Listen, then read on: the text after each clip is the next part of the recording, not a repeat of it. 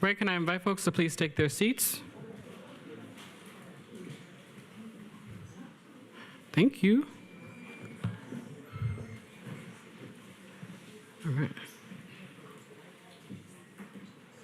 All right, welcome, Georgetown community. My name is Zeno Deggs III, and I'm the outgoing Associate Director of Racial Justice for the Center for Social Justice Research, Teaching, and Service, and the new Director of the LGBTQ Resource Center here at Georgetown. Thank you. On behalf of the Center for Social Justice, Center for New Designs in Learning and Scholarship, and the DOE Engaging Difference Program and the Office of the Provost, I'm pleased to welcome you to the 2025 Teach the Speech Teach-In today. I'm honored to introduce our keynote speaker today, Dr. Charisse Burden-Stelly. She is an Associate Professor of African American Studies at Wayne State University. Her research and scholarship engage the Black radical tradition, 20th century Black social and political thought, the intersection of anti-Black racial oppression and U.S. state repression, and globalization and economic development in the African diaspora. She is the author of Black Scare, Red Scare, Theorizing Capitalist Racism in the United States, the co-author of W.E.B. Du Bois, A Life in American History, and the co-editor of Organize, Fight, Win, Black Communist Women's Political Writings of Reproducing Domination on the Caribbean Post-Colonial State.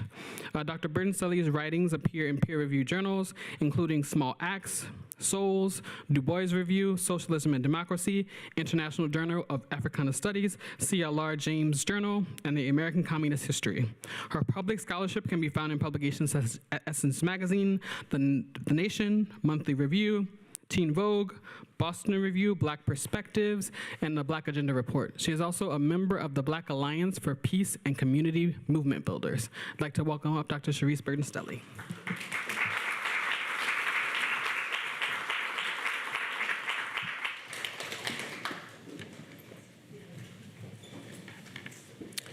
Have my timer, because us academics are notoriously loquacious, so let me go ahead and start that. Good afternoon, everyone. Thank you so much for being here, especially in the rain. The rain keeps me from everywhere, so I'm so glad that you all are here. And I'm honored to be in conversation with the inimitable Dr. Ori Burton after these remarks, and of course with you all. And I want to thank Georgetown Center for Social Justice and Lionel for inviting me to speak here this afternoon. So it's significant to be speaking about Dr. King in this 1967 interview today for a few reasons. First, we're in the midst of a similar time of racist revanchism, war, militarism, and economic degradation about which King spoke in 1967. He said that 1963 had been a high year, a watershed moment, and a time of great optimism. But by 1967, the dream he spoke about in his historic August 27, 1963 speech had turned into a nightmare. Without going into too much detail, we might draw similar parallels to 2021 and 2025. I'm also happy to be engaging the ideas of Dr. King because I'm a scholar of Dr. W.B. Du Bois, about who I co-authored a biography.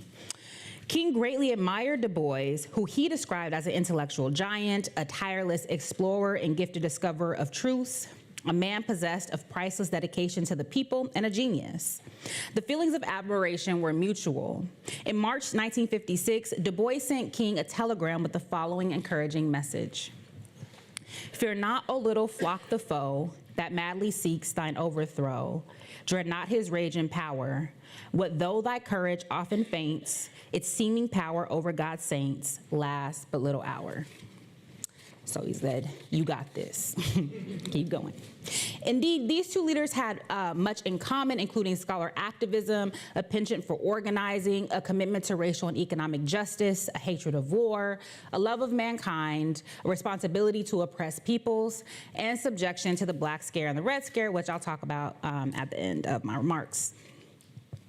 Additionally, I appreciate Dr. King because I'm a scholar trained in Black studies, and Dr. King's April 4th, 1968 assassination spurred Black revolts throughout the United States that spread onto college and university campuses. His slaying was a flashpoint for the Black student movement, which resulted in the formation of hundreds of Black studies programs and departments.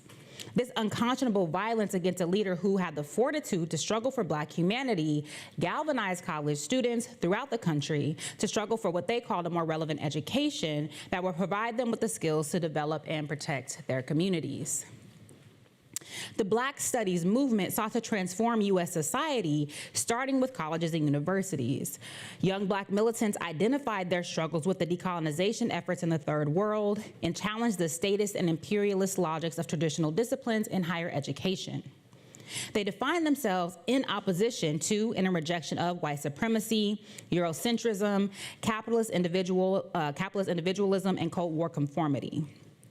They sought to harness their education to eradicate racism, liberate themselves from economic dependence and social imposition, create Black structures and institutions, develop Black culture, eviscerate class conflict in the Black community, and to serve the needs and solve the problems of the Black community and Black youth. They believed their struggle for self-determination and educational freedom was part of the worldwide conflict against imperialism, not least because many understood themselves as inhabiting a domestic colony or a colonized nation within a nation. Regarding a more relevant education, they demanded autonomous Black and Third World structures on campus with Black and Third World people in positions of power and control, Black and Third World leadership at all levels of the university, increased enrollment of and financial aid for students from oppressed populations, community programs to foster the economic development of communities beyond the university, and better conditions for workers both on campus and in surrounding communities. More broadly, they insisted upon the release of political prisoners, an end to the war against Third World political groups, the withdrawal of forces from Southeast Asia, and the end of university complicity with war activities such as the ROTC. Many of these students took Dr. King's assassination as a call to action, not least because they had gained organizing experience through participation in the civil rights movement he helped to shape. So his legacy was as much a part of their struggle as Black power. I dwell on this powerful student movement because the type of education for which they struggled is currently under attack in higher education, K-12 curricula, and libraries throughout the nation. And the violence and repression they faced is an analog to the current assault on students and faculty that isn't reducible to the current administration. Anyway, to make a short story long, as one does, Dr. King remains relevant to what we might call this time of monsters. I also want to note that I'm glad King's 1967 interview is being lifted up today because we're all too familiar with the I Have a Dream speech. No shade to the speech, but we all know it. More to the point, we've been bombarded with the warm platitudes, simplifications, and misrepresentations of the ideas he expressed therein. Year after year, those in power claim that King dreamed of a post-racial, neoliberal, multicultural society in which race ceases to be a topic of discussion and, more importantly, a source of disruption and discontent. Many evade his praise for the marvelous new militancy to emphasize his call to meet physical force with soul force. They ignore his lament that Black people live on a lonely island of poverty in the midst of prosperity, but celebrate his dream that little Black boys and little Black girls will be able to hold hands with little white boys and little white girls as sisters and brothers. Simply put, many are invested in the distortion of his lofty dream into a diminished fantasy. Now, in these times, we might not even get that distortion. So let's take advantage of lifting up anything we can know about Dr. King right now. We might as well lift up the useful King, right? But Dr. King did not just have a dream, he also had a vision rooted in a deep yearning for the structural transformation of U.S. society and the international order more broadly. Such a society and world would be devoid of inequality, narrow nationalism rooted in militarism, economic exploitation, and the wanton disregard for the suffering of Black, poor, and oppressed people. By focusing on 1967, we can vivify the Dr. King who aligned with the efforts of Dr. Du Bois and who inspired the students struggling for Black studies. We can amplify a version of Dr. King who resonates with today's students, organizers, activists, knowledge workers, and ordinary people who are continuing the struggle of not only the Black student movement, but also the Black liberation movement that directly confronted the structures, institutions, and individuals that forced too many to live what the political prisoner and freedom fighter George Jackson called butchered half-lives. So this leads us to May 1967. Interestingly, this was an auspicious time for the Black Panther Party for self-defense. On May 2nd, they openly bore arms at the state capitol in Sacramento to contest a bill designed to outlaw their armed patrols of police terrorizing Black neighborhoods in Oakland and throughout the Bay Area. Then on May 15th, the day before my birthday, they published, but I mean, in 68, I wasn't even alive. I wasn't a twinkle in my mom's eye. But anyway, then on May 15th, they published their historic 10-point program that demanded, among other things, freedom, land, bread, housing, education, clothing, justice, and peace, expeditiously. Now, sandwiched between these two monumental events signaling the rise of Black power was an equally significant interview featuring Dr. King. On May 8th, he gave an assessment of the current landscape in comparison to the height of the civil rights movement, and many aspects of his analysis dovetail with that of militant young Black folks who are transforming their dissatisfaction into action. While King remained committed to nonviolence, he too was dissatisfied. While he believed nonviolence, drawn from the concept of satyagraha, or Gandhian nonviolence, which literally translates to holding on to the truth, was the best way to achieve racial equality, he was dissatisfied. While he felt that nonviolence was practically sound because Black people had neither the instruments nor the techniques of violence, for example, having only 1% of the firepower, he was dissatisfied. While he contended that violence was more socially destructive and created more social problems than it solved, he was dissatisfied. And while King argued that nonviolence could work in northern ghettos, but it would be a larger job there because of the deep frustration, bitterness, despair, cynicism, and feelings that one can't win, he was, you guessed it, dissatisfied. King was dissatisfied on several fronts. First was the glacial pace of racial justice. He attributed the lack of progress on this front to the reality that white people did not truly support racial equality. King argued that the vast majority of white Americans supported, quote, an installment plan for equality. They were always looking for an excuse to go but so far, end quote. In fact, racism was alive and well in the North and South because there had never been a determined commitment on the part of most white Americans to racial equality. At best, they were ambivalent about it. And the white backlash that engulfed the nation was a continuation of that same vacillation that had existed about racial equality since the founding of the nation, or more accurately, since the start of the genocidal settler colonial project. King clarified that most white folks who supported civil rights marches had been outraged at the barbarism of white Southerners. Quote, they were reacting to Bull Connor and to Jim Clark rather than acting in good faith for the realization of genuine equality, end quote. In other words, they had not intended for Black fightback to overthrow racial hierarchy and were not keen to give up their racial dominance and privilege. Moreover, they were satisfied so far as nominal civil rights and superficial integration didn't cost them anything. They were not willing to bear the expense, either personal or financial, of ending Black subjection. As King put it, quote, we got our gains over the last 12 years at a bargain rate, so to speak. It didn't cost the nation anything, and in fact, it helped the economic side of the nation. Now we are confronting issues that cannot be solved without costing the nation billions of dollars, and I believe this is where we're getting our biggest resistance, end quote. So, white folks weren't willing to cut the check, so they wanted, they wanted peace, or they wanted quietude, but not reparations, right? They wanted Black people to get out of the streets in terms of marching, but not out of the streets in terms of better material conditions. Second, King was dissatisfied with the continued economic exploitation and deprivation of Black people.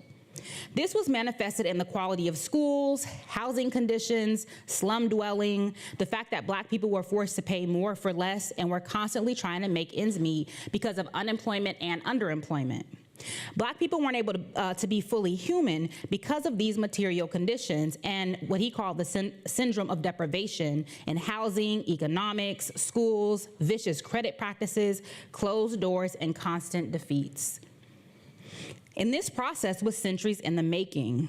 Black people had never been given an economic base after emancipation. So according to King, quote, "Emancipation for the Negro was freedom to hunger, freedom without food to eat or land to cultivate, and therefore was freedom and famine at the same time," end quote. It was these economic realities that starkly revealed and illuminated racism and racial injustice in the North on the one hand, and the hypocrisy of the majority of the nation on the other hand. For example, Northern and Western congressmen who voted for the Voting Rights and Civil Rights Acts of '64 and '65 refused to pass a Fair Housing Act. Now, this act would be passed exactly 1 week after King's assassination, primarily to assuage the country after his assassination. The upside to this, though, King reasoned, was the potential politicization of the masses because, quote, "With the growing economic deprivation in the Negro community, organizing will even be easier because people will not only come to see there is something wrong in general, but there is something wrong in particular in their own economic and housing situations," end quote. So, King's analysis of the North is very interesting and actually emanates from really the relative failure of the Chicago Freedom Movement that the SCLC had launched between July 1965 and January '67, where they encountered fierce opposition from the white working class in particular.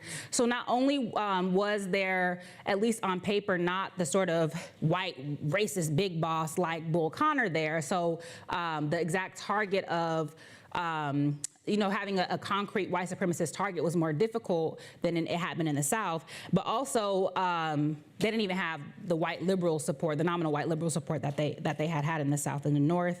And so a lot of this analysis comes from that reality that King faced. And here we see he's making more and more of an economic argument about the failure of racial equality. So a third source of dissatisfaction, or more accurately detestation for King, was what he called the three evils in our nation. He explained, quote, "It is not only racism, but economic exploitation and poverty, and then militarism, and I think in a very real sense, these three are tied together and we aren't gonna get rid of one without getting rid of the other," end quote. Militarism in the form of the Vietnam War was nothing short of catastrophic. He thought that this war on Asian soil would absolutely poison and destroy the soul of the United States if it weren't stopped immediately. The war on the Vietnamese people was simultaneously a war on the poor and dispossessed in the United States and throughout the world. He warned, quote, "When a nation becomes obsessed with the guns of war, it loses its social perspective and programs of social uplift suffer. This is just a fact of history, so that we do face many difficulties as a result of the war. It's much more difficult to really arouse a conscience during a time of war. There is something about a war like this that makes people insensitive. It dulls the conscience, it strengthens the force of reaction, and it brings into being bitterness and hatred and violence, and it strengthens the military-industrial complex of our country," end quote. Thus, for King, war was the ultimate form of structural violence for several reasons. First, it undermined the advancement of social progress by destroying any fidelity or responsibility to the collective. Second, in times of war, people not only lose their sense of obligation to care, but they also become callous, vicious, and inured to suffering. And in a place like the United States, where consideration for Black people was already quite low, this created the conditions for the resurgence of racial animosity. War was the catalyst for interpersonal aggression and antagonism, and the basis for strengthening the structural relationship between political economy and death dealing. In the final analysis, domestic and foreign policy were mutually constitutive, and the decimation of racialized, colonized, and poor people abroad through war making had parallel consequences at home. By 1967, King had become what the political scientist Michael Dawson calls a disillusioned liberal. This is a shift from a more idealistic belief in the American dream if the social ills are remedied to a more materialist assessment of the United States as fundamentally and constitutively racist, that capitalism distorts liberal democratic American values, that white folks are just too wedded to the economic and social benefits of racism to be valuable allies, and that Black economic and political power must be built to join American society on an equal footing. This was evident when he averred that there must be a revolution and a restructuring of the architecture of values in this country, which had reduced Black folks to bare life and subjected them to premature death. He said, quote, "Many Negroes have been left bootless as a result of all these years of oppression and as a result of a society that deliberately made his color a stigma and something worthless and degrading," end quote. He added that Black people had to constantly battle with the feeling of nobodiness because of how they had been devalued and devalorized in U.S. society. So, in that interview, King was basically saying, like, it's all bad. Like, it's not looking good right now. The horror centuries of oppression, exploitation, and repression had wrought on Black people had effectively reduced them to things in the eyes of white people. And here, King poignantly assessed the following, quote, "You can't thingify anything without depersonalizing that something. If you use something as a means to an end, at that moment you make it a thing and you depersonalize it. The fact is, the Negro was a slave in this country for 244 years. That was a willful thing that was done. And this led to the thingification of the Negro. So he was not looked upon as a person. He was not looked upon as a human being with the same status and worth as other human beings. And the other thing is, human beings cannot continue to do wrong without eventually rationalizing that wrong," end quote. Now, King's statement is reminiscent of two other quotes, one by the revolutionary Martinican poet and statesman Aimé Césaire in his magisterial Discourse on Colonialism, published in 1955, and one by the Guyanese guerrilla intellectual Walter Rodney in his canonical work, How Europe Underdeveloped Africa, published in 1972. So according to Césaire, between colonizer and colonized, there is room only for forced labor, intimidation, pressure, the police, taxation, theft, rape, compulsory crops, contempt, mistrust, arrogance, self-complacency, swinishness, brainless elites, degraded masses. No human contact, but relations of domination and submission, which turn the colonizing man into a classroom monitor, an army sergeant, a prison guard, a slave driver, and the indigenous man into an instrument of production. My turn to state an equation: colonization equals thingification. For his part, Walter Rodney argued, "The simple fact is that no people can enslave another for centuries without coming out with a notion of superiority. And when the color and other physical traits of those peoples were quite different, it was inevitable that the prejudice would take a racist form. It can be affirmed without reservation that the white racism which came to pervade the world was an integral part of the capitalist mode of production. Nor was it merely a question of how the individual white person treated an individual Black person. The racism of Europe was a set of generalizations and assumptions which had no scientific basis, but were rationalized in every sphere, from theology to biology. European planters and miners enslaved Africans for economic reasons so that their labor power could be exploited. Having become utterly dependent on African labor, Europeans at home and abroad found it necessary to rationalize that exploitation in racist terms as well. Oppression follows logically from exploitation so as to guarantee the latter. Oppression of African people on purely racial grounds accompanied, strengthened, and became indistinguishable from oppression for economic reasons." Now, given this integral relationship between the enslavement of Africans, European colonialism, and Jim Crow domination of African Americans, we can see why by 1967, some radical Black folks understood themselves as domestic colonies, and understanding that stretched back at least to the 1928 Black Belt Nation thesis and to W.E. Du Bois's 1934 conception of a Negro nation within a nation. So, as the political scientists Andrew Douglas and Jared Loggins explain in their book, Prophet of Discontent, Martin Luther King and the Critique of Racial Capitalism, King's position in the 1967 interview offers an analysis, criticism, and rejection of racial capitalism. As I define it in my article, Modern U.S. Racial Capitalism, Some Theoretical Insights, racial capitalism is a racially hierarchical, war-driven global political economy constituting imperialist accumulation, expropriation by domination, labor super-exploitation, and regimes of property by dispossession. So let me explain this a little bit. From the 17th century onward, racial hierarchy became the ideological glue that held together disparate European nations and peoples to rationalize the confiscation of resources, land, and labor from those on the darker side of the color line. And here the work of the historian Gerald Horne is really invaluable to understanding how this rolled out from the 15th century onward. As Walter Rodney reasoned, the enslavement of African people created the material conditions for colonialism, imperialism, and capitalist expansion, and these processes of domination inevitably led to the ordering of races based on discourses of superiority and inferiority. Likewise, thinking with the political theorist Adam Getachew, racial hierarchy at the level of international relations designates processes of integration and interaction that produce unevenly distributed rights, obligations, and burdens. The structural and embedded processes and institutional arrangements of unequal integration rooted in racial ordering create the international conditions of ongoing racial capitalist domination. War and militarism facilitate the endless drive for profit. Military conflicts between imperial powers result in the reapportioning of boundaries, possessions, and spheres of influence that often exacerbate racial and spatial economic subjection. War and militarism also perpetuate the endless construction of threats, primarily in racialized and anti-capitalist states, against which to defend progress, prosperity, freedom, and security. So think about all of the places that are the biggest threats to the United States. It's people of color and it's socialist states, like almost exclusively.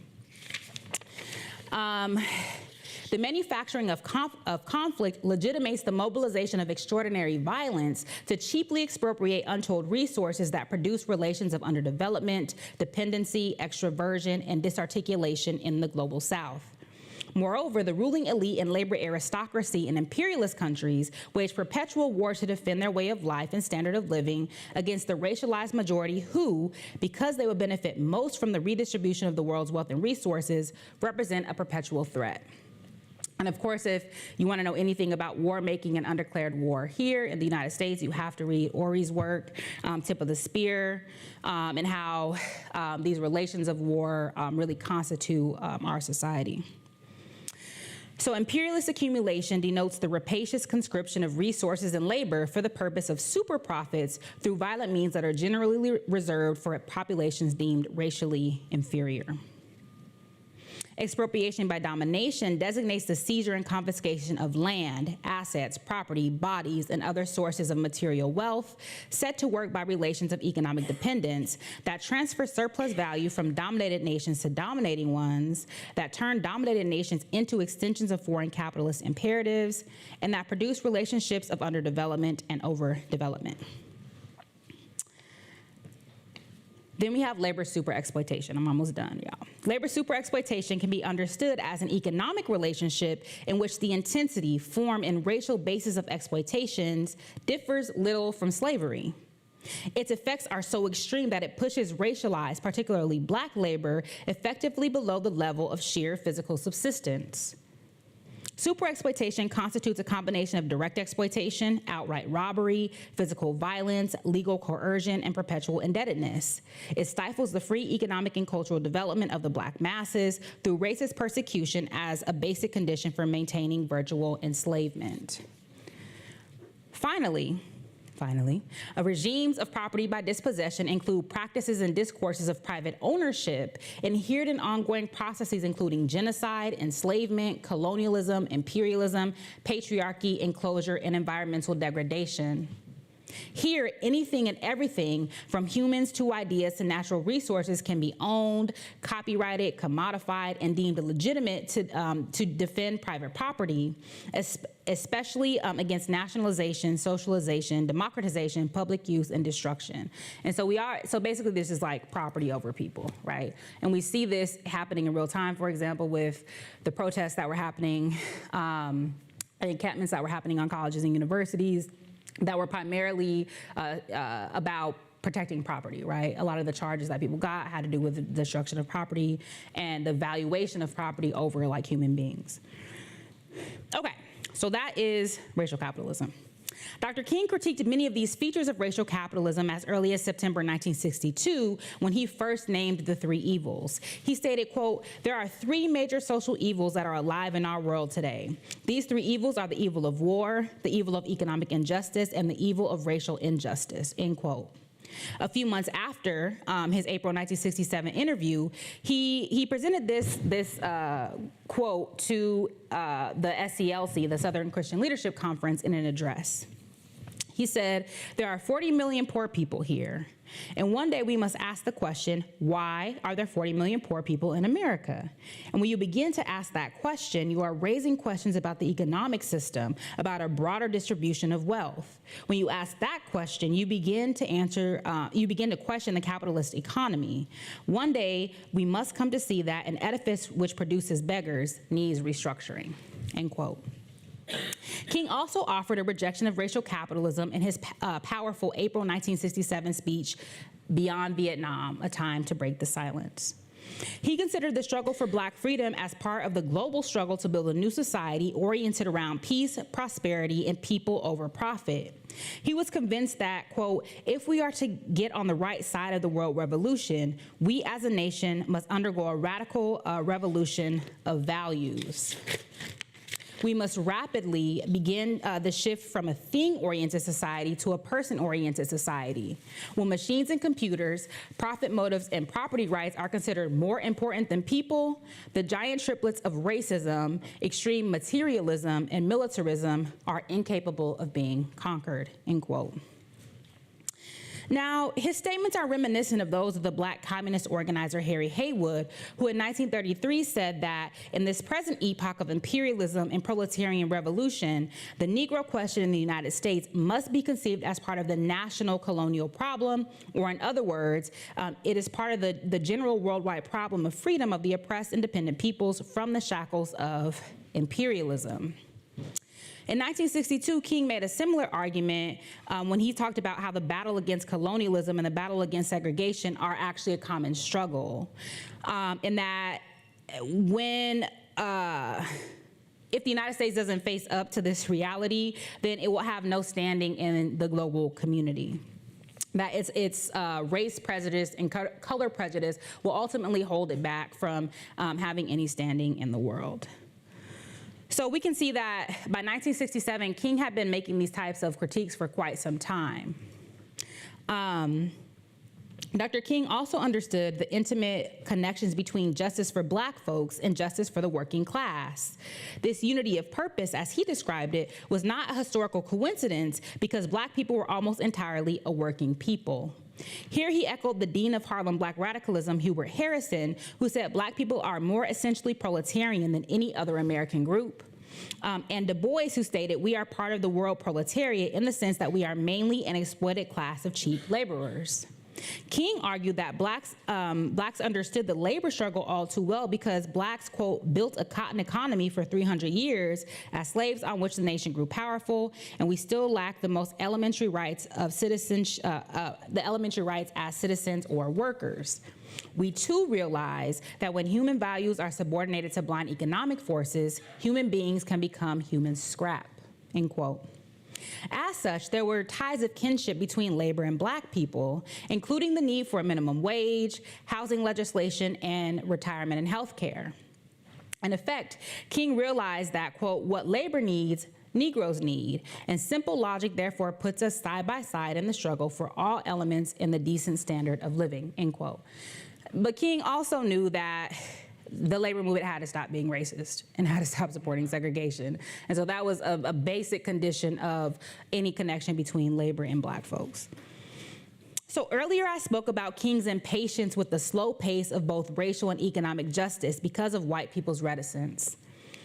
This is closely linked with his disappointment in white liberalism. So, sorry, white liberals. This is King, this is not me.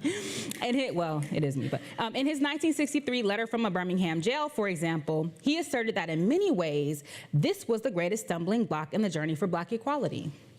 White liberalism was a pernicious force because it emphasized order and the absence of tension over justice. King had little time for those who, quote, constantly said, I agree with the goal that you seek, but I cannot agree with your methods of direct action, who paternalistically believed he could set the timetable for another man's freedom, who lived by a mythical concept of time and who constantly advised the Negro to wait for a more convenient season, end quote. King was especially critical of the idea of gradualism. Addressing a labor organization in 1961, he argued, labor cannot lack understanding of the Negro's impatience. It cannot speak with the reactionaries' calm indifference of progress around some obscure corner not yet possible even to see. There is a maxim in the law, justice too long delayed is justice denied. More directly, in 1962, he explained, we have lived with gradualism, and we know that gradualism is little more than do-nothingism and escapism, which ends up in standstillism. And we are simply saying, we want all our rights, we want them here, and we want freedom now. This is what we want. Interestingly, King was articulating a position that had also been taken up in the seminal 1951 petition to the United Nations, We Charge Genocide, which stated, quote, while gradualism may be attractive to academicians, politicians, and statisticians, it is a good deal less so to Blacks because the truth is the entire Negro people of the United States are increasingly suffering from genocide, end quote. The editor of We Charge Genocide, William Patterson, underscored that the bankrupt and immoral theory of gradualism could lead to only death and infamy, while the freedom fighter Paul Robeson contended that it was simply another form of race discrimination that afforded lawbreakers infinite time to comply with the provisions of law. In another critique of white liberalism, King lamented in 1967 in Why We Can't Wait, that white Americans simply believed that U.S. society was a level playing field that allowed for all races to reach middle-class status and racial harmony. Such belief, he asserted, was not only a fantasy of self-deception and comfortable vanity, but undermined their commitment to any justice for Black people. Now, I want to end with a few words about anti-communism, the Black Scare, and the Red Scare. Now, King was no communist. So contrary to what some people would like to say, we always like to shove King into our own ideologies, either to make him either a neoliberal or some sort of communist revolutionary. He wasn't those things. But he emphatically understood the effects of anti-communism. In an essay memorializing W.E.B. Du Bois, he wrote, quote, we cannot talk about Dr. Du Bois without recognizing that he was a radical all his life. Some people like to ignore the fact that he was a communist in his later years. It is time to cease muting the fact that Dr. Du Bois was a genius and chose to be a communist. Our irrational, obsessive anti-communism has led us into too many quagmires to be retained as if it were some mode of scientific thinking, end quote. While King may have disagreed with communism, he realized the connection between the anti-red position and the anti-Black racial oppression, a connection that actually dogged him throughout his life. I explain this in my book, Black Scare, Red Scare, Theorizing Capitalist Racism in the United States, and so I'll briefly explain it here.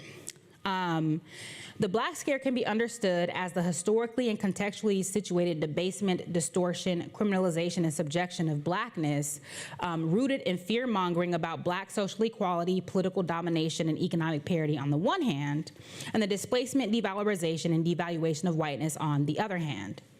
Further, it is the characterization of Black agitation, protest, unrest, or dissent as dangerous, antithetical to the interests of the United States, and or spurred by or susceptible to foreign or outside influence.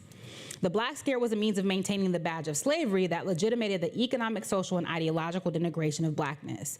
And so, of course, we know that the Black Scare was applied liberally to the civil rights movement and to King. He was always called an outside agitator, a rabble-rouser, a criminal. He was thrown in jail countless times. And this was used to stir up violence by racist white folks and also by regular white folks, quite frankly. What's important here is the diametric relationship that's set up between sort of Black equality and then white devalorization. So the argument about that pervades the Black Scare is that if Black people are doing well, white people are necessarily doing badly. And of course, we see that logic operating today. The Red Scare is the criminalization and condemnation of anti-capitalist ideas, politics, and/or practices through discourses of radical takeover, infiltration, and disruption of the American way of life to maintain a society organized along race and class lines and dominated by a majority white capitalist elite. After the Bolshevik Revolution of 1917, the Red Scare was most prominently articulated through the specter of the communist or Bolshevist and the fellow traveler. The Red Scare was the process by which the fear, hatred, and obsession with communism and radicalism writ large helped to mold this country into what it became in the 20th century, i.e. a national security state. And it turned militant challenges to the status quo into a danger to the nation that was always attributed to agitators, plotters, traitors, and conspirators. Again, we heard this discourse over and over again, for example, in 2020, throughout the George Floyd protests. China was blamed at some point. Outside agitator was always used, not to apply to, somebody like Kyle Rittenhouse, but to apply to, Black people who often lived in those communities and were just tired of being brutalized by the police. So King's FBI file shows that he was consistently called a communist to discredit his struggle for civil rights, Black dignity, and economic parity. His growing anti-imperialism and anti-capitalism did not help him beat the charges. I end here because we're seeing an intensification of this language today, linking struggles for self-determination and sovereignty to DEI and wokeism, to communism and quote-unquote cultural Marxism, whatever that means. Like King, those who are committed to and organized for justice are being called all sorts of things, from communists to outside agitators, to supporters of terrorism, to straight-up domestic terrorists. But despite this, as King did in his 1967 interview, we have a responsibility to tell the truth, engage in sober analysis, regroup in the face of defeat, and to continue to fight. Our lives depend on it. Thank you.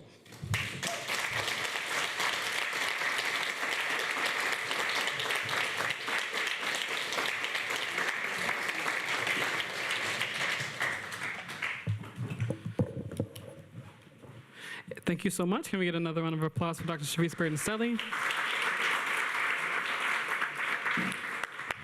All right, I'm going to quickly introduce Dr. Orisanmi Burton, because I definitely want to see y'all in conversation. So Dr. Orisanmi Burton is an assistant professor of anthropology at American University and author of Tip of the Spear, Black Radicalism, Prison Repression, and the Long Attica Revolt. And he was also our 2024 Teach to Speak keynote speaker. If you want to watch that, feel free. It's on our YouTube page. But I want to invite y'all into conversation. For the folks in the audience, Dr. Ori Burton is going to ask Dr. Charisse Burden-Stelly like 3 or 4 questions, and then we're going to invite folks in the audience to share out any questions that they have. So invite y'all to go ahead.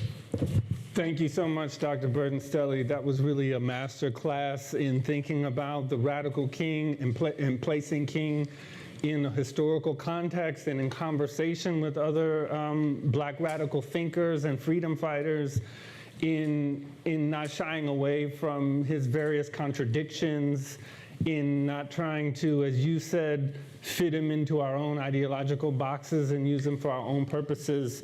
And it was really an invitation and a mandate for us all to dig into the archives of Black radical history and to learn those lessons, which can be very useful for us today. So thank you so much for that. You ended by talking about the Black Scare, Red Scare, and I want to definitely invite all of you to pick up that book, Black Scare, Red Scare. It's a very important book in terms of this longue durée history that Dr. Burden-Stelly writes about in terms of anti-Blackness and anti-communism in the United States. So I would invite you all to pick that up. I'm always interested in the way that King and the nonviolent civil rights movement gets discussed in ways that don't frame it within the context of the Cold War. And I know that your book is very much about the Cold War. And so I wonder if you can maybe talk about the extent to which international pressure in terms of the United States needing to present itself as a democracy that's responsive to the needs of minority groups and situating that within the larger context of the Cold War. I wonder if you could just talk about that a little bit, because I just think that's a part of the overall strategy of the civil rights movement and the receptiveness to it that people aren't maybe privy to. Yeah, and I think that what you said is really important. So there's two aspects of nonviolence. There's like the moral philosophy that's based on like Gandhian nonviolence. Then there's like the strategy. And the strategy part is actually really important in relationship to the rise of televisual media. So for the first time in this mid-1950s moment, folks are getting like televisions in their home. And so they're seeing in real time, like kids getting bit by dogs and like blown across the street by water hoses and, you know, beat by grown men. And they're seeing the brutality and savagery of white supremacy in real time. And this is why King says this is what people were reacting to, but they weren't necessarily reacting to Black humanity. And that ability to project these images is central to the Cold War. And so part of, so Gerald Horne calls the Round v. Board of Education case, the corrupt bargain of 1954 effectively, or the compromise of 1954. The compromise of 1954,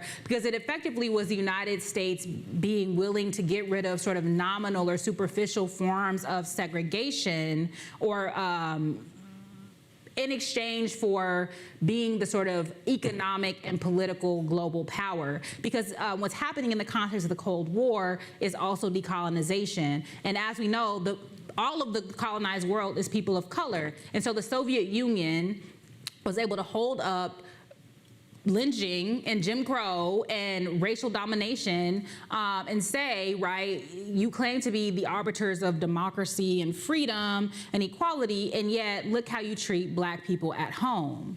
And so, but because it was a compromise, the other side to this sort of nominal desegregation was the crushing of the left. And so you had people like Paul Robeson and W.B. Du Bois and Claudia Jones and C.L.R. James and a bunch of other folks who are amazing organizers, who are important leaders, who are internationalists, who are pro-labor folks, who are effectively pushed to the margins of the movement and who are subjected to all forms of repression and violence because of their radical ideas. And so the way to sort of attenuate any gains that were made by the civil rights movement was by lopping off that sort of that left wing of it, which is some of the most capable organizers, some of the people who have the deepest connections and commitments. And so nonviolence was a way to sort of, number one, illuminate that violence and terrorism, whereas Black people and colonized folk were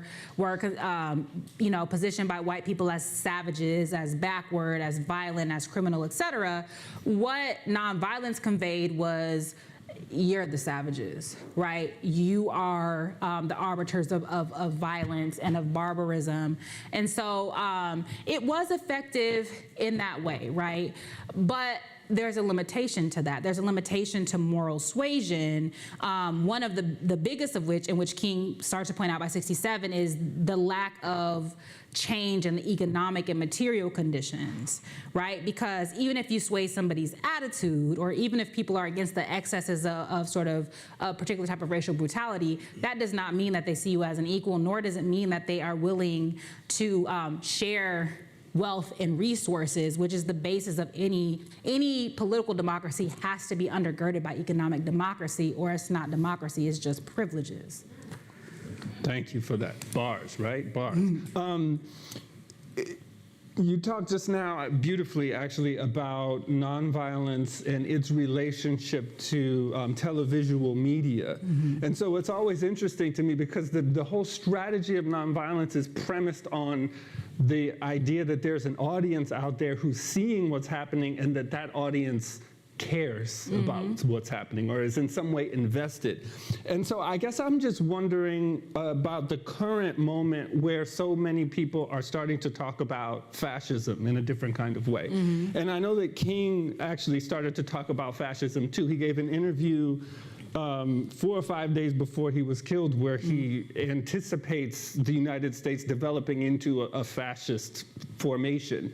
And I know that you write and think about fascism and write and think a lot about Black radicals in the 1940s and 30s and 50s who were writing about fascism as well. And so I guess I would love to hear you just talk a little bit about what the sort of Black radical analysis of domestic fascism is. And then on the flip side of it, what does an anti-fascist politics look like? What is anti-fascism? How do you fight fascism?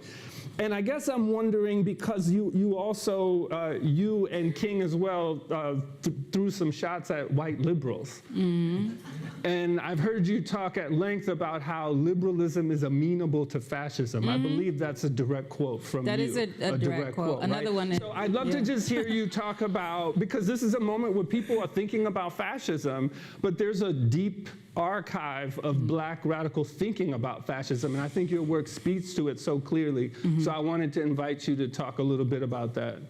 well, you know, another quote that is not my own, but that it circulates is, you know, scratch a liberal, a fascist bleeds. But to be fair, it's not just white liberals, it is Black liberals too. And so I had a whole section in my paper about Black Cold War liberalism that was actually at the center of marginalizing people like Robeson and Du Bois. And these are the type of folks, so you know, NAACP, National Association of Colored Women's Club, or the National Council of Negro Women. Like, so these were some of the people who, for example, were arguing out anti-colonialism on anti-communist grounds, right? That if it is that we don't support colonialism, the commies are going to get them.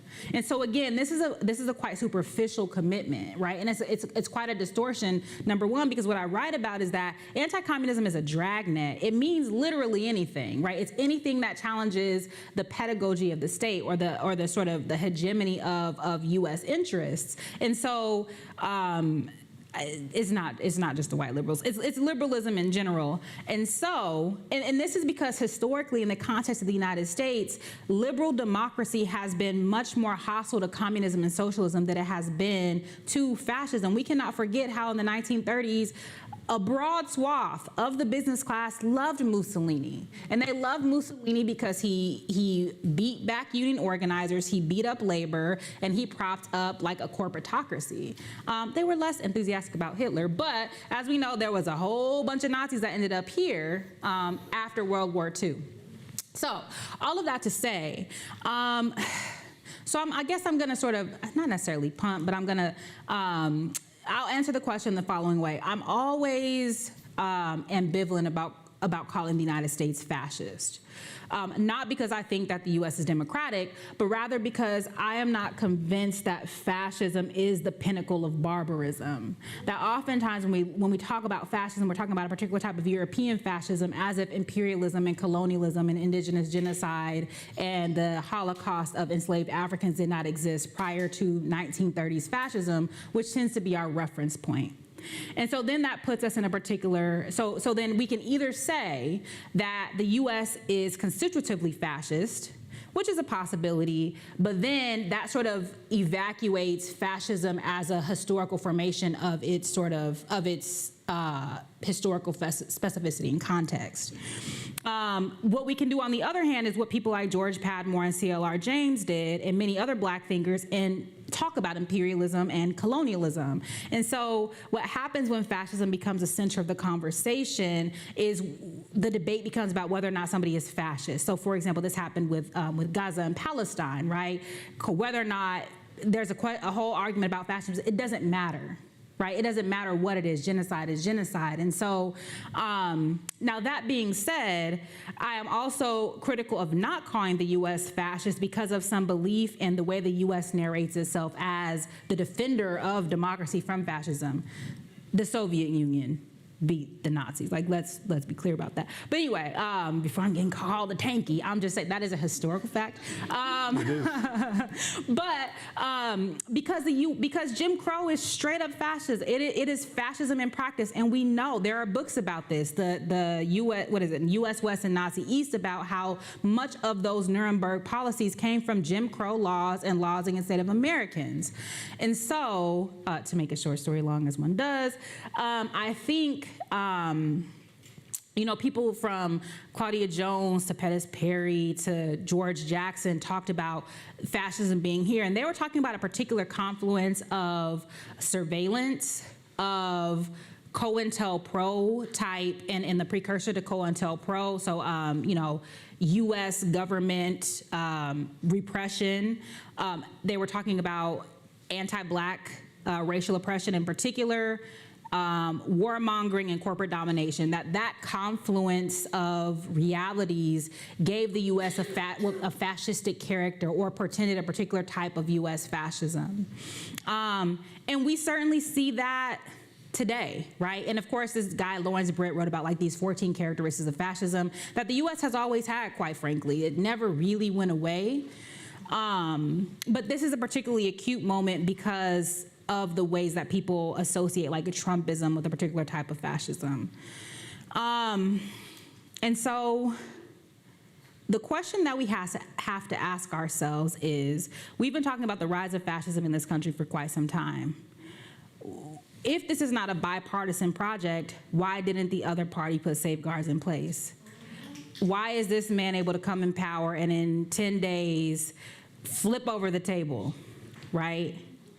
This is the question that we have to ask. And so there's a man called Julius Nyerere. Many of you have probably heard this quote. He says, the U.S. too is a one-party state, but in typical U.S. extravagance, it has two. Which is to say that there's one oligarchic party with two factions. So what do we do now? Is the question. Like, what is to be done? I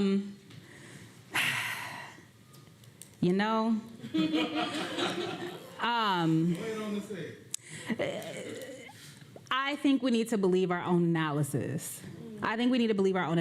Because the same people who are talking, for example, about fascism being here are talking about elections in 2028. This is a cognitive dissonance. So, like, which is it? Is this an authoritarian regime whereby why are you talking about elections? Or if fascism was nigh and sort of captured within this one individual, why weren't we organizing at all levels to sort of combat this eventuality? And so I think that what is to be done is what folks who are in organizations and who have been subjected to fascistic like practices by virtue of being poor and Black and dispossessed, et cetera, they're already doing what is to be done. And these are not things that we necessarily talk about, the things are already being done. But I do think, so that question of white liberalism and of multicultural sort of neoliberalism, that is an open question, because what we also do know historically that it is the petty bourgeoisie that tends to be the most fascistic first. Objectively so. This is the petty bourgeoisie. And so I think that this is what needs to be contended with. Yeah, thank you so much. Yeah. I want to do a time check, so we want to make sure to have space for folks in the audience to ask questions. So there are two folks handling mics if you'd like to ask a question. And I want to offer it back to you, Ori, just to ask your next one. And then, yeah, raise your hand if you would like to ask a question. Can I ask you about expropriation? Hi. Thank you so much for bringing back the question of the Red Scare, because I'm dating myself here, but almost 40 years ago as a young graduate student, I wrote an entire piece on Langston Hughes, who was a member of the Communist Party, and that whole story, and he wrote a lot of arguably bad political poems, but that whole piece during the Harlem Renaissance of all of those radical communists was completely erased in our own telling of the story, right? Until the 60s poets came along, and then we made the 60s poets radical. So I'm wondering if you can comment on or share thoughts you may have on how we erased those pieces of our own history. Some of it obviously was the Red Scare, but I feel like even in reclamations, we have not always gone back to that. Yeah, so it reminds, so there was a special issue put together about W.B. Du Bois that ultimately was published called Black Titan, and sort of Shirley Graham Du Bois was at the helm of it, but she was abroad. She was in Ghana at that time. And she wrote this scathing letter to Esther Cooper Jackson about the people who are being included in that volume, because she was basically saying people are trying to rationalize or legitimate or sort of save Du Bois's image. And she's like, Du Bois is a giant. He does not need to be saved from his politics. He said what he said. He did what he did, period. And he is making, he wasn't some senile old man, as some would claim. He made those decisions. And I think, and I raised that to say, I think that similarly, when we're writing about these people, whether it be Langston Hughes, Louise Thompson Patterson, it's done with Claudia Jones in a particular way, we try to sort of save them. We try to rescue the good parts or preserve the good parts or make them palatable for a mainstream audience. And so I mentioned Claudia Jones because she was just a straight up member of the Communist Party, and this is acknowledged, but people will overplay her feminism as if she was not politicized through anti-imperialism. That is the foundation of her politics, period. And so I think that we do it out of some sort of misplaced sort of reverence or fidelity to these people as if they were not making informed choices. Now, some people do it to themselves. There are people who over time did sort of try, like Ralph Bunche, who I hate. They try to sort of erase these aspects of their past themselves, and so I think that then gets passed on.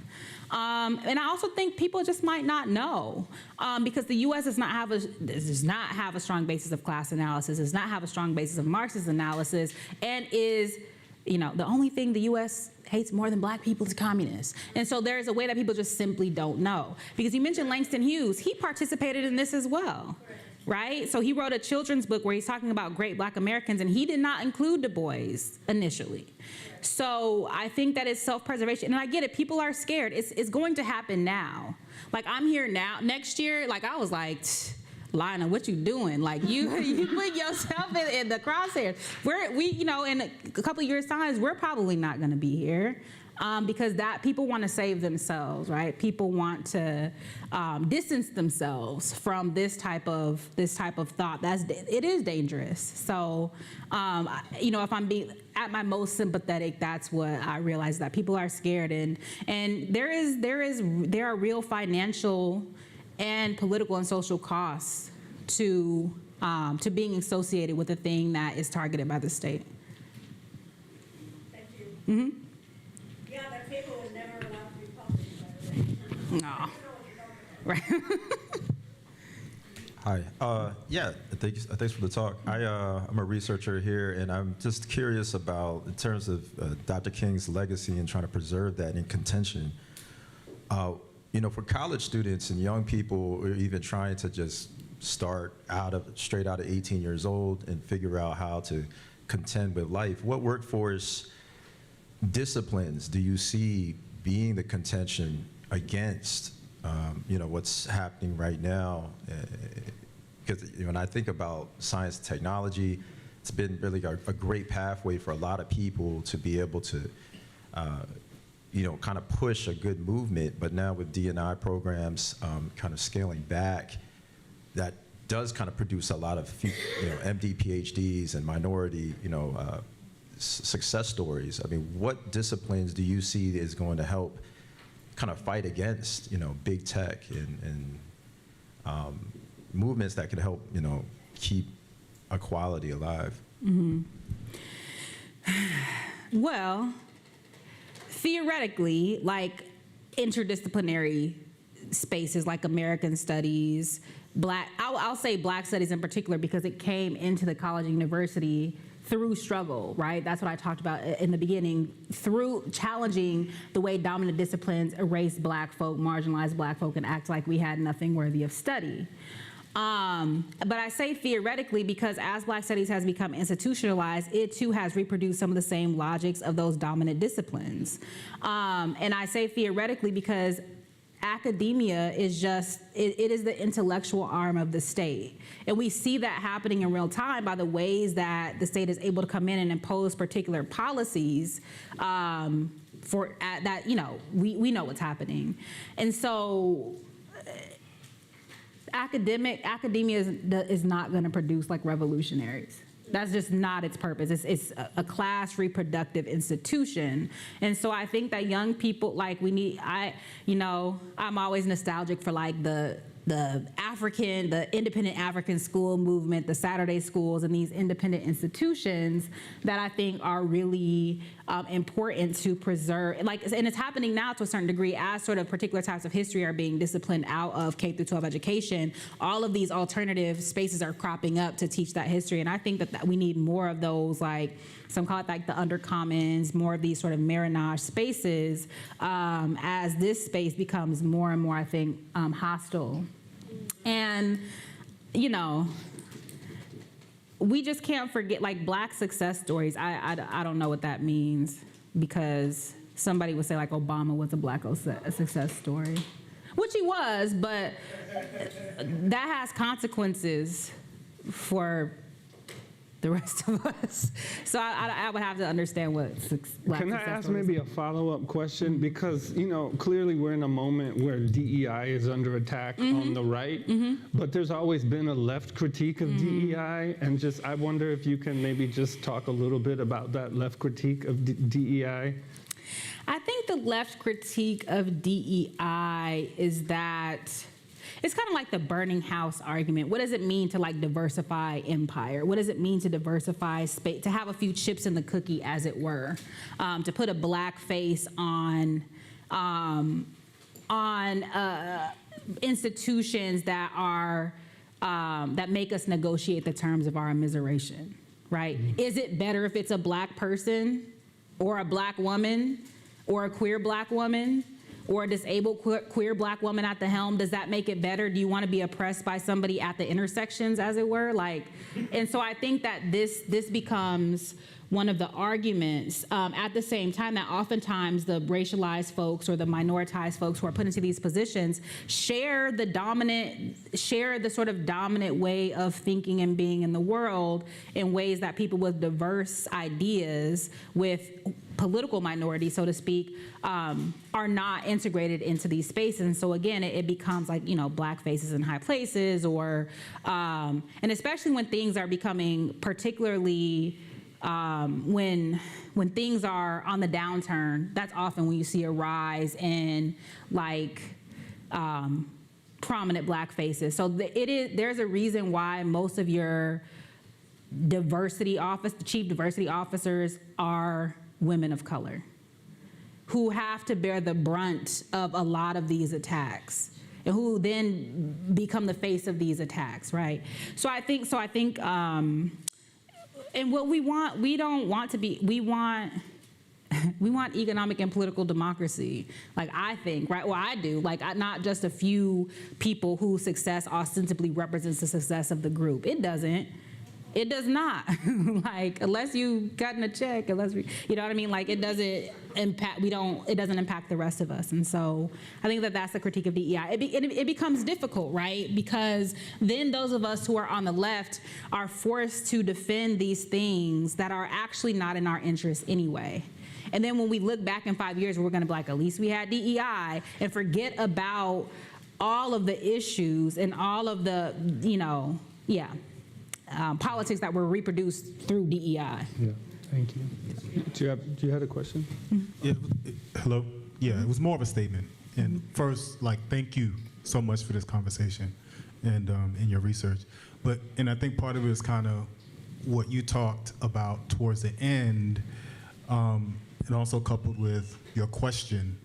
I'm an arts-based practitioner, and a lot of my learnings have come out of the Black arts movement, some of the work of Dr. Barbara Ann Tier. And so the thing that I keep centered in is that you can be in this place and you can be outside of this place. And I just keep thinking about sort of the holistic way in which people of color always have had to move to make sure that they are nurtured and they are finding the tools for survival and resistance. And I don't think it really matters, in my perspective, what you're focusing your studies on. Like, that's just part of the thing, because any tool that you have could be utilized in some particular sort of way to be resistance, whether it's technology, whether it's science. Like, we're gonna need all those minds for all the things, because they have flipped all the tables, right? And as she was saying before, I think the thing that really resonates with me is that what was the other side doing while all this was happening over the past 10, 15, 20, 30 years, because it didn't just materialize recently. It has been an ongoing process of moment by moment dismantling of systems and structures in very real kinds of ways. That being said, all of that being said, I do believe it's our money. Again, if we believe our analysis, like all of this grant money, all the money that goes into these institutions, it's our money that got stolen from our people, that got stolen, you know what I mean? And so that I also have that perspective, like we deserve, to the extent that anybody deserves to be here, we deserve to be here. But the question is, what does that actually look like so it serves the majority, right? And not a particular, a tiny subset of people who are of the sufferers, so to speak. Oh, can we take one more question? There's one back here. Okay, yes, sorry.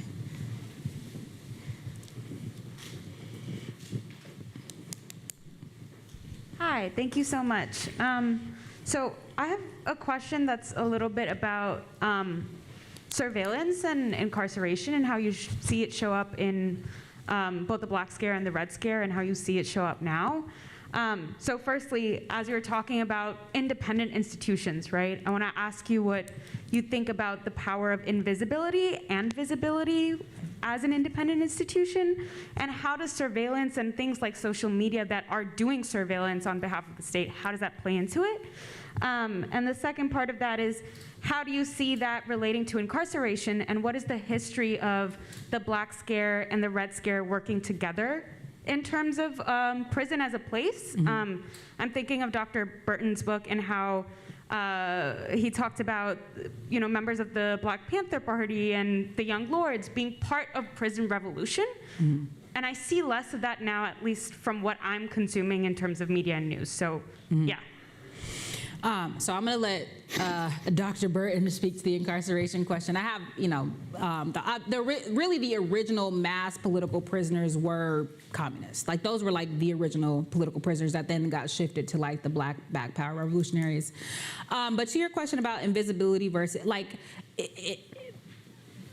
there's this saying, the game is to be sold, not to be told. Snoop Dogg, the great philosopher. But I do. Right, oh man, you know, yeah, it's like cut them dreadlocks off. You don't deserve it. But anyways, I'm just kidding. So I think invisibility is really important, because part of a lot of what we're doing now is like dry snitching, meaning that we're like telling on ourselves through social media, everybody knows where we are, what we're doing, how much of it, with whom, and when we gonna be done, right? And we volunteer that information, and that's why when people ask about solutions up here, I just don't say a lot, because things are being done that are being done. And so I think that invisibility is important, and so we have to, but that question of like, how do we build a mass base that takes particular types of communications? And so I think it's something that we really have to work through. And we don't have I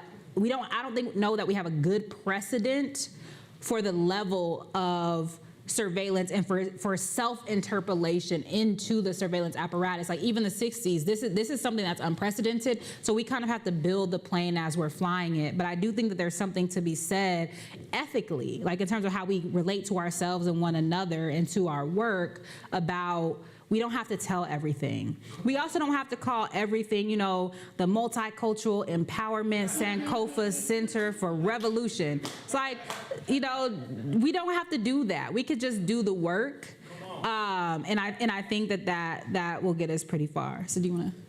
I mean, I agree with 100% of that, right? I mean, I think social media is do-it-yourself, COINTELPRO. I think that lots of people are asking this precise question right now and thinking about how, I mean, one of the forms of knowledge that was crushed through the use of imprisonment as political repression is these vibrant conversations that were happening about the political role of the underground and underground movement and why that's important.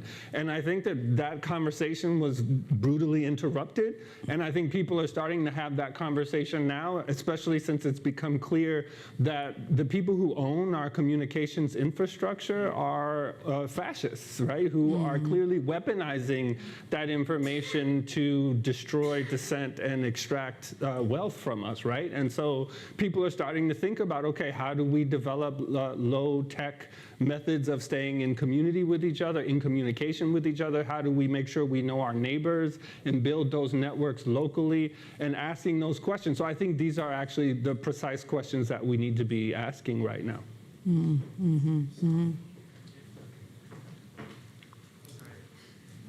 Now, so thank you all. Can we get a round of applause for Dr. Burden-Stelly and Dr. Burton?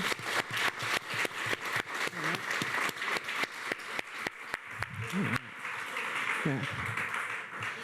I think I always leave this place with a reading list, resources, notebooks. I invite y'all to kind of, again, this conversation does not and cannot stop in this physical space. It needs to continue going. The work is going to continue happening, whether we want it to or not.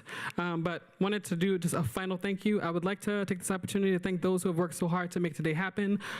Kim, Chaplain Tony, MC, Rev Tony, Rabbi Alana, my CSJ colleagues, Andrea, Fatima, Lucia, Haley Campus Ministry, Candles, Blue Street Productions for live streaming us today, Shiva and Jocelyn. Thanks again to Kendall Jackson for offering our student reflection this year. No event at Georgetown can happen without the facilities and hospitality crews that work to make our spaces inviting and keep us nourished throughout the day. As we depart, we encourage you to reflect on what you've learned today, what next steps you will take, what connections have you made today, what ideas do you want to explore more. And I'm going to actually offer us a poem that was actually, I found this on social media, so, but this is from Adrienne Marie Brown. It's entitled, "It is Our Turn to Carry the World." A community safety ritual. Write down or bring to mind the names of those you commit to protecting, specific names and targeted groups of people. It can be a long list or a short one. It just needs to be a true commitment for you. It is our turn to carry the world. We are each other's safety right now, and every day decide who you will protect, yourself, your own, and who else. It's time to cover all that we love, land, creature, place, person. Intertwine your roots with mine. In this way, our lives become miracles. There will be strangers, they will become comrades. We will each say our needs. We will learn to let community come closer. Every part of us is a shield. Our words, our trust, our hearts, our bodies in action, and the freedom to think for ourselves. We are the adaptation no oppressor can imagine. Our love is water, form shifting, power, river, vapor, life. We flood each other with belonging. We are building our stamina. We dream of the real world. We carry God and see God in each of our faces. Your holiness is not too heavy, not for me. Our attention and courage show us the next stand to take, the next hill on which we will hold each other, and if needed, the next hiding place. Survive. Our imagination and memory find the wisdom of our ancestors, find our future in the rubble, find the seeds in our songs. We choose our freedom.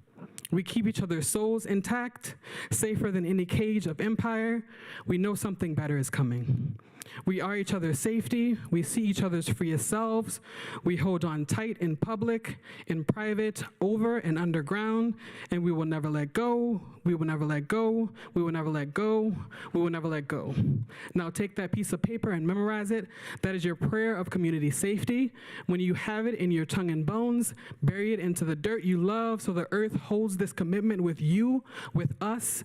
Thank you, Ashe, Amen, and go in peace.